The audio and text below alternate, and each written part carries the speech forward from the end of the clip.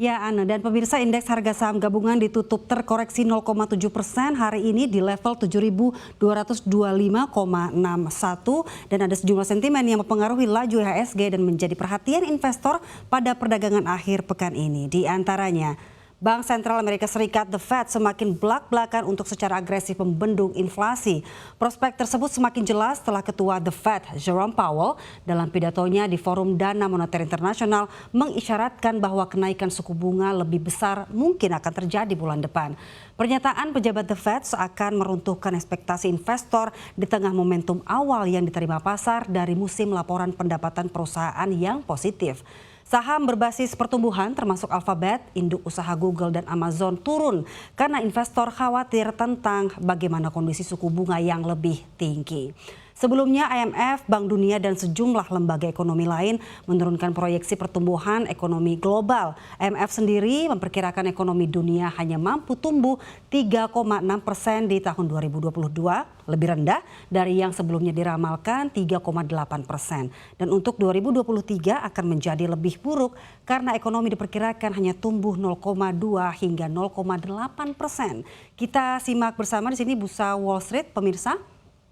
Iya, ini kompak berada di zona merah karena memang dari pagi tadi sudah ambruk saham Wall Street, ini Dow Jones, Nasdaq, S&P 500 ini terkoreksi masing-masing pelemahannya 1,05%, 2,07% dan 1,48%. Sentimen berikutnya masih dari global, pemirsa, harga batubara seakan tak ada matinya. Terus melambung sepekan terakhir. Pada perdagangan Kamis kemarin, harga batubara kontrak Mei ditutup di atas $357 Amerika Serikat per ton atau menguat 3,54% dibandingkan hari sebelumnya. Faktor melambungnya harga batubara masih disebabkan ketatnya pasokan. Setelah Uni Eropa dan Jepang melarang impor batubara dari Rusia, pasar batubara menjadi sangat ketat karena ketidakseimbangan antara permintaan, pasokan, dan permintaan makin melebar. Belum lagi pemirsa, semakin banyak negara yang mengalihkan sumber energi pembangkitnya ke batubara seiring dengan lonjakan harga gas. Sementara dari dalam negeri, pemirsa, puncak arus mudik lebaran tingkat konsumsi masyarakat meningkat. Menteri ESDM Arifin Tasrif memproyeksikan konsumsi bahan bakar minyak BBM selama arus mudik lebaran tahun ini naik 10% hingga 15% dibandingkan tahun 2019 lalu. Dan terkait hal ini Arifin mengatakan seluruh bahan bakar Pertamina siap digunakan dan dapat mencukupi kebutuhan hingga lebaran tahun ini usai. Sebelumnya Kementerian Perhubungan memprediksi jumlah pemudik pada tahun ini akan mencapai 85 juta orang. Selain konsumsi, pemirsa, yang diproyeksikan meningkat adalah konsumsi di sektor barang konsumen juga ikut meningkat. Kepala Badan Kebijakan Fiskal Kementerian Keuangan Febrio Kacaribu mengatakan impor bahan baku dan barang modal meningkat sejalan dengan PMI Indonesia yang masih ekspansif.